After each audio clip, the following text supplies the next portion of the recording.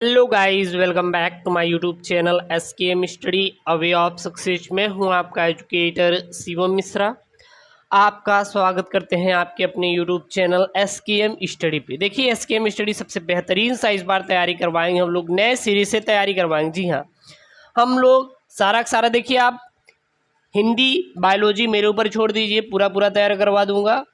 Physics, chemistry और English वो Nitish sir आपका कंप्लीट करवा दें, उसकी टेंशन मत लीजिएगा। बाकी ट्रिक्स, टिप्स और कौन कौन सा टॉपिक पढ़ना है फिजिक्स, केमिस्ट्री, इंग्लिश में, इसको मैं करवाते जाऊंगा, दूंगा। बाकी वो सिलेबस पे ध्यान देंगे।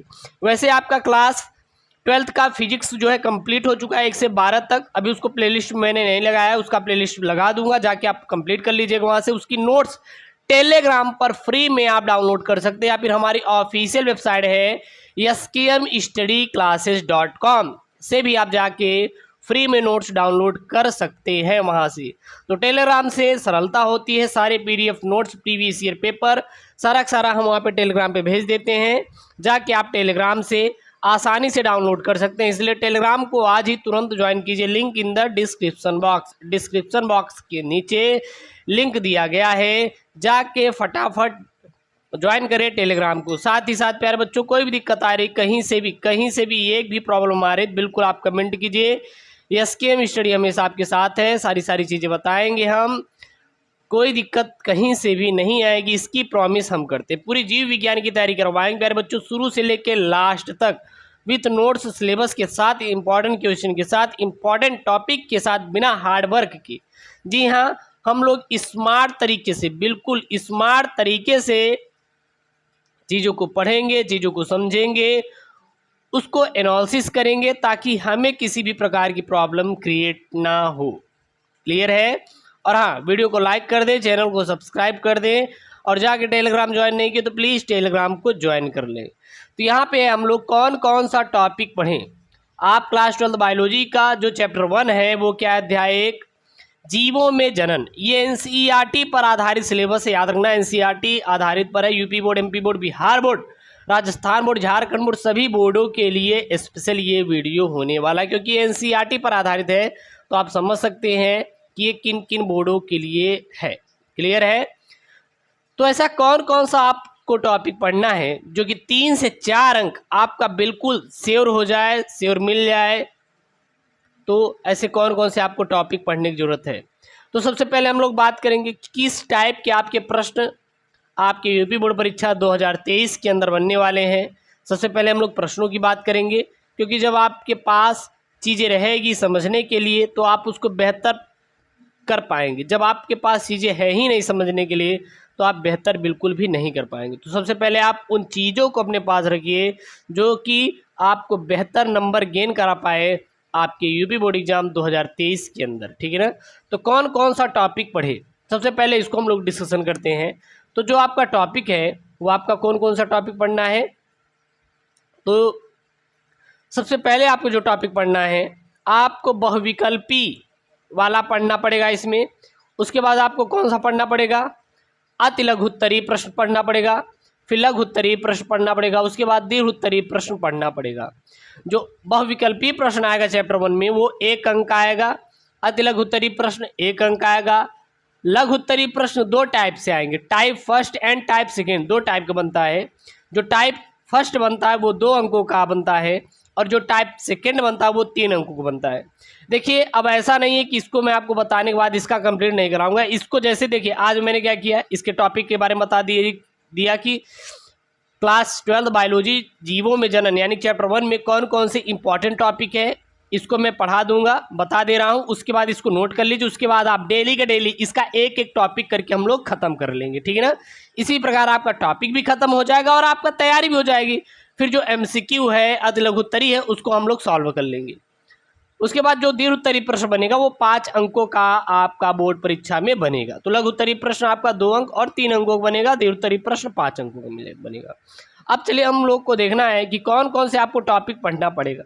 तो सबसे पहला आपको मुकुलन वाला टॉपिक पढ़ना है। ये मुकुलन किसमें है? तो जो मुकुलन है यह आपका जब अलैंगिक जनन की विधियाँ पढ़ेंगे हम लोग तो उसमें आपका मुकुलन आ जाएगा। तो हमारा मेन टॉपिक मुकुलन है। अलैंगिक जनन की विधियां कहेंगे तो हम आपको पढ़ा देंगे कौन कौन सी हैं, लेकिन जो मेन फोकस किस पे करना है हम लोग को, मुकुलन पे करना है, क्योंकि जो मुकुलन वाला टॉपिक है बहुत इंपॉर्टेंट है और आपके बोर्ड में आएगा यहाँ से, तो इसको हमें ज़रूर से ज़रूर कंप्लीट कर लेना है।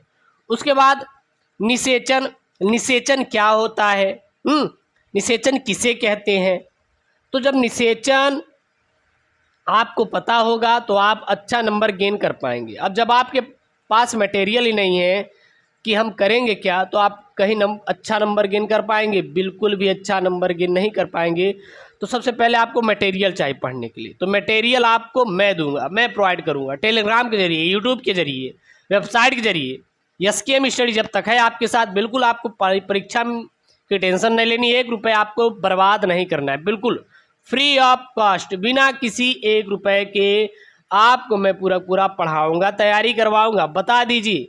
बता दीजिए कि सभी को कि SKM स्टडी फ्री में पढ़ाई करवाएगा, 1 रुपये नहीं लेगा, पूरा फ्री में तैयारी करवाएगा, ठीक है। दोस्तों को भी बता दीजिएगा। तो मुकुलन टॉपिक पढ़ लिए, मैं आपको पढ़ा दूंगा। उसके बाद निषेचन क्या है, किसे कहते हैं, निषेचन के प्रकार। अब निषेचन के प्रकार से 2 प्रकार का प्रश्न पूछा जाएगा। देखिए यहाँ से 2 प्रकार का पूछा जाएगा, या तो वो बोलेगा कि चलिए आप वाह्य निषेचन के बारे में बताइए, किसके बारे में, वाह्य निषेचन के बारे में बताइए, या फिर बोलेगा कि आप लोग भैया आंतरिक निषेचन के बारे में बताइए, किसके बारे में, आंतरिक निषेचन के बारे में बताइए। या फिर वो बाह्य निषेचन के बारे में पूछेगा, या फिर आपके आंतरिक निषेचन के बारे में पूछेगा। अब यहाँ पे है कायिक प्रवर्धन। जी हाँ, कायिक प्रवर्धन काफ़ी मोस्ट इंपॉर्टेंट वाला टॉपिक है।